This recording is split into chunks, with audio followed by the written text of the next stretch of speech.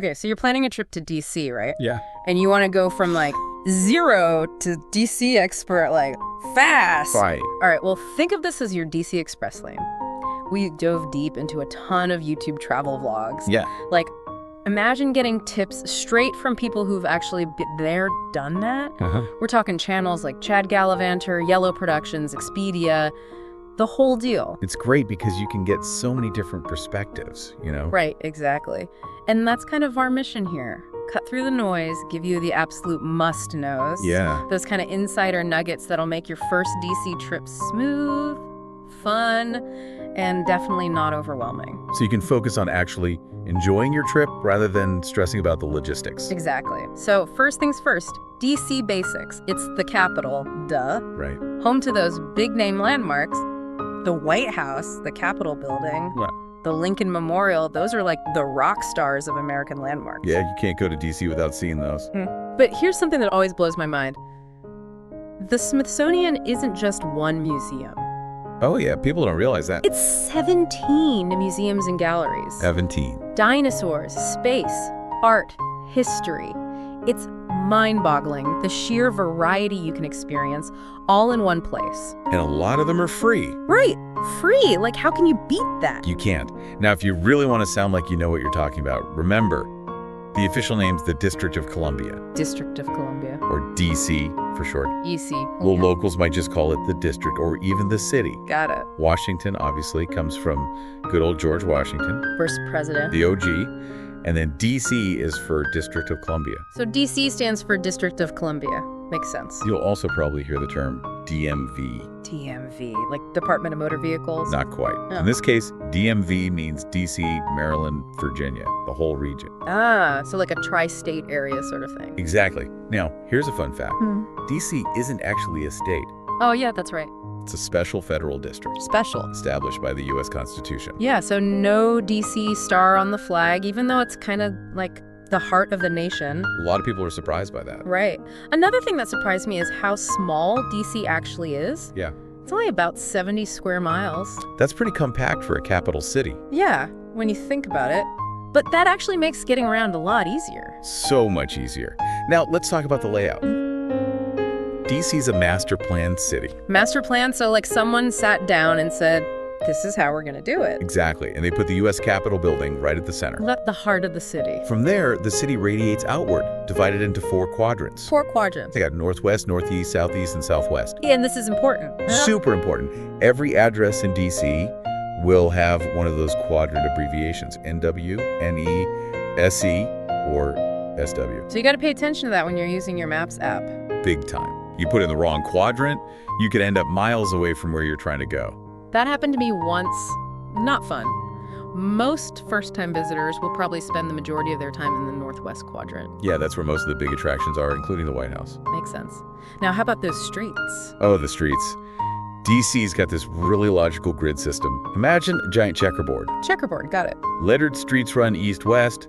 Numbered streets run north-south. So, like, K Street is a lettered street, right? Yeah, K Street's a big one. And then you got numbered streets like 14th Street, 16th Street. Okay, makes sense. Then you got these diagonal avenues named after states like Connecticut Avenue. Connecticut Avenue. And then, of course, you got those famous circles. Circles. Traffic circles that can also be landmarks like DuPont Circle. On circle! Great place to just hang out, people watch, grab a coffee. Okay, so let's say you land at one of DC's airports. Okay, which one?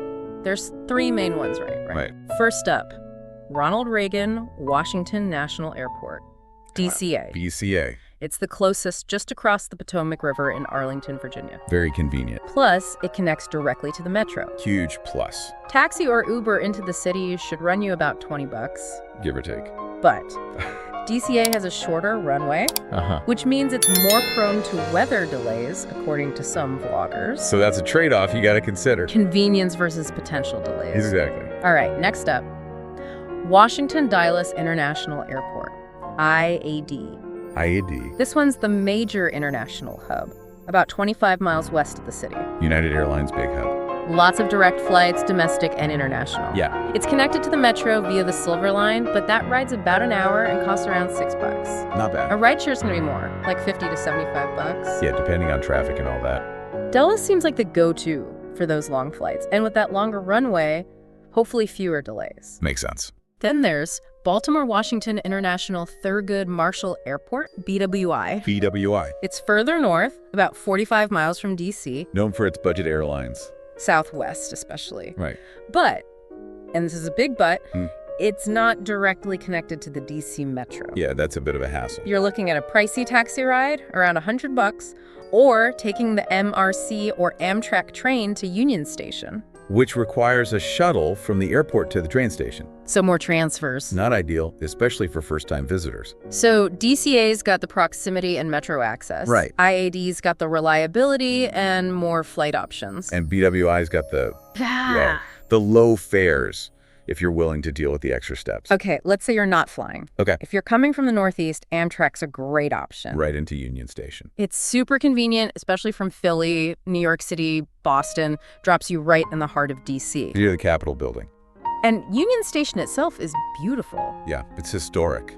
Okay, you're in D.C. now. How do you get around? Walk. Walk. D.C. is super walkable. It's relatively small.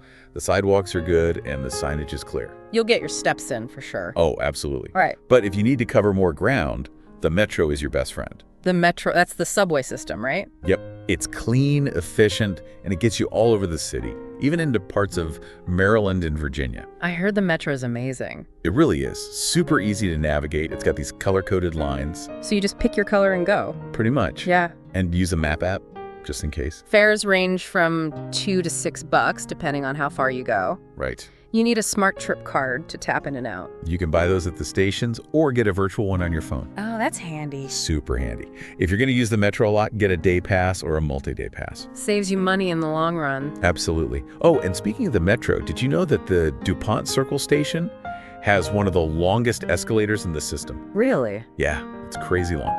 And the Rosslyn station, that one's super deep underground. Deep. Like how deep? Like seriously deep, you'll see. Okay, so Metro for longer distances. Right. But there's also the bus. Right.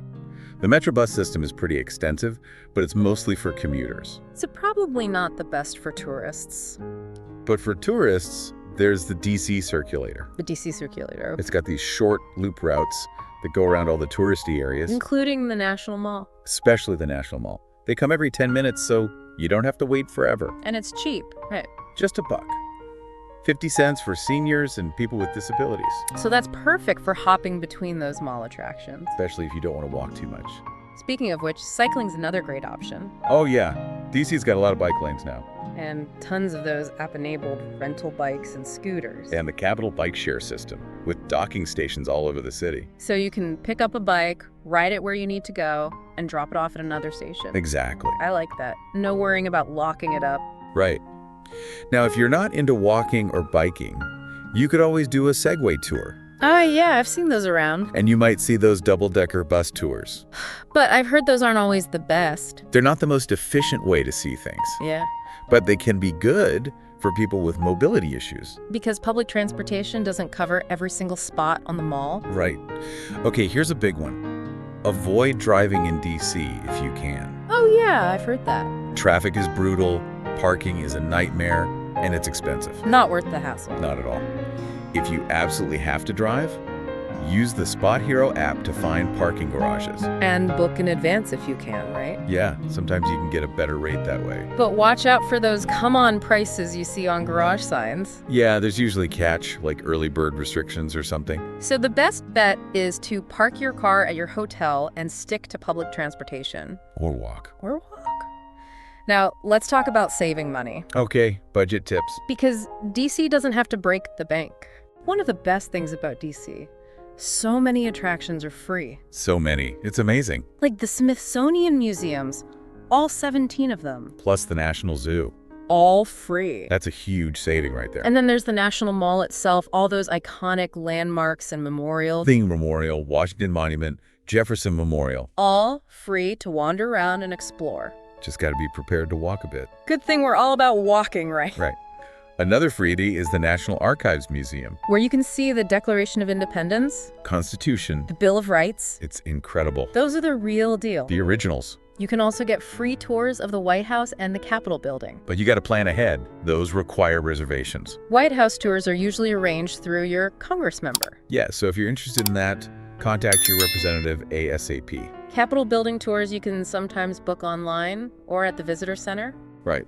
Now, even though the Smithsonian museums are free, some of the really popular ones require timed entry passes. Timed entry. Like the National Museum of African American History and Culture, the U.S. Holocaust Memorial Museum, and the National Zoo. So you can get in, but you gotta reserve your time slot. Exactly. Check their websites in advance. Okay, so those are the biggies. But don't forget about the smaller memorials. Like the FDR Memorial, The MLK Memorial. the Vietnam Veterans Memorial, Those are often less crowded. and more intimate. So you can really experience D.C. without spending a ton of money. You can. There are so many free options. Which leaves you more money for, say, those famous Georgetown cupcakes. That's a good point. Okay, when's the best time to actually visit D.C.? Oh, that's a good question. Spring is a popular choice. Mid-March to mid-April. That's when the National Cherry Blossom Festival happens. Those blossoms are incredible. But the peak bloom can vary, so check the National Park Service website for updates. Plus, the weather in spring is usually pretty nice. Not too hot, not too cold. Winter's another option. December and January. You can usually find cheaper hotel rates then. And all the indoor attractions are still open. So you can avoid the crowds and save some money. As long as you don't mind the cold. Now, summer is the time to avoid, if you can. June, July, It's August. hot, humid, and crowded. And expensive. The vloggers even mentioned those cicadas. Those things can be loud. And another time to maybe avoid is when Congress is in full session. Yeah, because that also drives up hotel prices. So spring for the blossoms and good weather. Winter for the savings and smaller crowds. And try to avoid the summer rush. Right. Okay, where should you stay in DC? Well, location is key. Like in any city. The Northwest Quadrant, especially near the White House, is generally the best for tourists. Because you're close to a lot of the main attractions. In metro stations, Some specific hotels were mentioned in the vlogs. the Mayflower, for example. That's near DuPont Circle. It's a historic hotel. Then there's the Park Hyatt and the Fairmont. They're near each other. More upscale options. And even the Four Seasons in Georgetown. Though that one's a bit further from the metro. So maybe not ideal if you want to rely on public transportation. Now, when you're picking a hotel, be careful about those south of the National Mall and north of I-395. South of the mall, north of I-395. They might be close to some museums, but they can be pretty dead at night. Not a lot going on. The Southwest waterfront has some nice new hotels, but it's a bit out of the way. And definitely don't confuse D.C. with National Harbor. National Harbor's in Maryland, And it's not connected to the D.C. Metro. so it's less convenient for exploring D.C. itself. Now here's a good budget tip. Stay in Virginia, Across the river, in places like Arlington or Alexandria, they have great metro connections. and the hotels are often more affordable. But make absolutely sure your hotel is near a metro station. That's crucial. Otherwise, you'll be stuck taking Ubers or taxis everywhere. Okay, let's talk food. Food, yes. Where should you eat in D.C.? Well, the National Mall itself is kind of a food desert. A food desert, like no good options. Mostly just food trucks and not much else. But there are some decent options inside the Smithsonian museums. The cafeteria at the National Museum of the American Indian is supposed to be good. Native American cuisine. Authentic. And the Department of Agriculture cafeteria has healthy choices. Right. Union Station's another good bet. It has a food court in the basement and some sit-down restaurants on the ground floor. So something for everyone. Yeah. And L'Enfant Plaza is a decent spot for lunch. Okay, how about neighborhoods with a good food scene? Chinatown's a good one. But it's not necessarily the best for Chinese food itself. It's got a variety of stuff, but for really good Chinese, you might want to venture out. Like where to? Peking Gourmet Inn in Virginia is supposed to have amazing Peking duck. Peking Gourmet Inn. But if you're in Chinatown, Chinatown Express has good noodles. So good noodles in Chinatown. Right. Now, a quick tip. Remember that D.C. has a sales tax. Sales tax. It's about 10% on food, And you got to tip at sit-down restaurants? 15 to 20%. But not at counter service places. Right.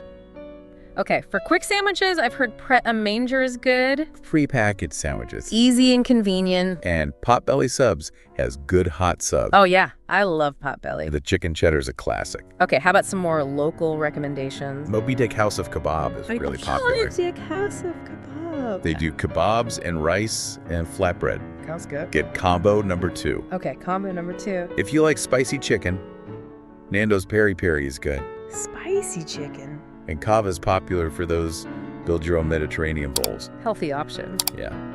If if you want to splurge, Mastro's Steakhouse is good.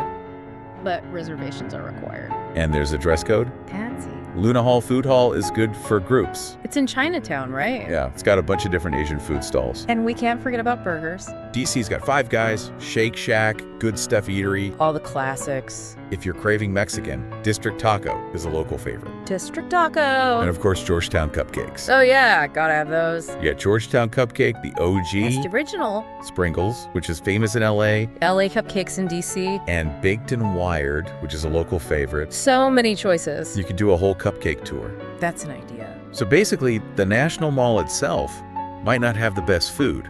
Right. But there are tons of options in the surrounding neighborhoods. Just a short walk or metro right away. Exactly. Okay, what about shopping? Shopping. Where should people go for souvenirs and stuff? Well, the National Mall's not really for shopping, despite the name. Right, that's the park area. But the museum gift shops and the Smithsonian are good for souvenirs. So you can get your educational gifts. Yeah. For more traditional shopping, Georgetown's the place to go. Lots of upscale clothing stores on M Street. DuPont Circle has more local stuff, boutiques, bookstores. Like Second Story Books and Kramer's. Both great bookstores. For high-end shopping, there's City Center DC. Near Chinatown. It's got those luxury brands. Louis Vuitton Tiffany. And nice outdoor dining spaces. And if you like sweets, and Je ne sais quoi near DuPont Circle is fantastic. Un je ne sais quoi. They do French pastries, especially meringues. So even if shopping's not your main focus, there are some great options in DC. There are. Okay, beyond the big attractions, what other museums are worth checking out? Well, aside from the Smithsonian museums, there's the Spy Museum. Spy Museum. It's a private museum, so it costs money. But it's supposed to be really cool. Interactive exhibits, all about espionage. That's fun. The U.S. Botanic Garden is beautiful. Botanic Garden. It's near the Capitol. So you can combine those visits. The conservatory is open until 5, and the outdoor gardens are open later in the summer. The museum used to be a big attraction. It was all about media and journalism. But it closed down. Yeah, its physical location is gone. But they might have some online resources or future plans, so check their website. Okay, now for those iconic federal buildings. The White House and the Capitol Building. Tours are free, but you gotta reserve your spot. Way in advance. The Capitol Visitor Center is where the Capitol tours start. And it's actually a pretty cool building in itself. One thing that surprised me is that some people say the White House tours can be a little underwhelming. Compared to the Capitol. But if Congress is in session, you might get to watch them do their thing. From the visitor galleries. That would be cool. The Washington Monument also requires timed tickets. So plan ahead. You can try for same-day tickets, but they go fast. Better to book online, up to 30 days in advance. There's a small fee for that, though. But then you get to take the elevator to the top. And the views are incredible. Of course, you got to see the monuments and memorials. The Lincoln Memorial and the Thomas Jefferson Memorial are must-sees. Iconic. And just across the river is Arlington National Cemetery. That one's really moving. The Tomb of the Unknown Soldier, JFK's gravesite. You can get there on the Metro's Blue Line. Check the schedule for the changing of the guard ceremony. This is powerful. A couple of practical tips. If you're visiting in the summer, bring bug spray. Mosquitoes. Especially around the mall and the tidal basin. And restrooms can be hard to find on the mall. Use the ones in the museums if you can. Or the public ones near the Washington Monument, Lincoln Memorial, and Jefferson Memorial. Right. Okay, what about Ford's Theater? That's where Lincoln was shot. It's still a working theater. You can see shows there. And the house where he died is across the street. The Peterson House? It's a museum now. And there are some souvenir shops nearby. And the Lincoln Waffle Shop. Oh yeah, that place is famous. And the FBI headquarters is in that area too. Right. Just a heads up. You might encounter some construction in D.C. It's a city. Things are always being worked on. Like when some of our vloggers were filming, the Capitol building was under construction. The exterior was being restored. And the National Air and Space Museum was undergoing renovations. But the Udvar-Hazy Center is still open. That's the one near Dulles Airport. That's amazing. And the carousel in the mall was closed for construction? It's supposed to reopen in 2026. Even the Washington Monument elevator has been closed for repairs sometimes. So yeah, just check the status of the attractions you really want to see before you go. Good advice. Now, even though the National Mall and the federal buildings are the big draws, make sure to explore the neighborhoods too. Each one has its own vibe. We've talked about DuPont Circle, Penn Quarter, Chinatown. But there's also the Navy Yard, Home of Nationals Park, Georgetown, with its historic charm and fancy shops and restaurants. U Street, the historic African-American neighborhood with Ben's Chili Bowl. And Adams Morgan, which is near the zoo and has a great nightlife. So much to see and do. And don't forget about the walks along the Potomac River. Both on the D.C. side and the Virginia side. One vlogger recommended a loop walk that starts in Georgetown, goes across the bridge to Arlington National Cemetery, then follows the path along the Virginia side, and comes back over the Key Bridge. Sounds like a nice way to see the city from a different perspective.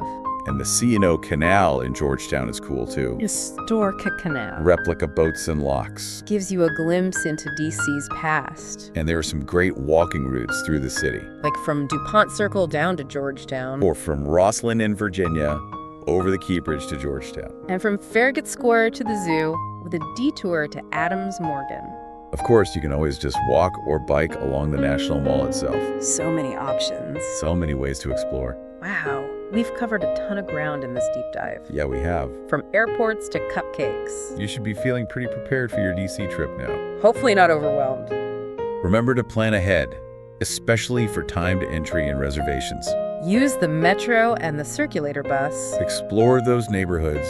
And wear comfy shoes. So much walking. So as you're planning your trip, here's something to think about. What part of America's story are you most excited to experience in DC?